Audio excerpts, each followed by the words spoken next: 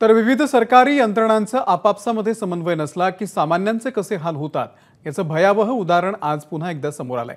ठाणे शहरातील घोडबंदर रोडवरती गायमुख घाटामध्ये दुरुस्तीचं काम कालपासून सुरू झालंय आणि यासाठी पुढचे 13 दिवस अवजड वाहनांची वाहतूक बंद असणं अपेक्षित होतं। मात्र पोलिसांनी याची माहिती वाहन चालकांना 7 ते 8 दिवस आधी द्यायच्याऐवजी काल या संदर्भात माहिती प्रसिद्ध केली।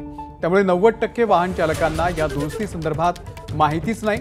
त्याचा परिणाम असा झाला की विरारकडून येणारी अवजड वाहनं अंजूर फाट्यामार्गे कल्याणच्या दिशेने न जाता घोडबंदर रोडवरूनच शिरली, ज्यामुळे प्रचंड वाहतूक कोंडी झालेली आहे। कारण दुरुस्तीचं कारण कालपासून सुरू झालं।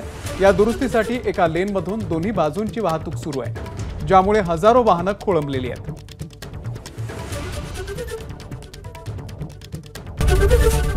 एबीपी माझा, उघडा डोळे बघा नीट।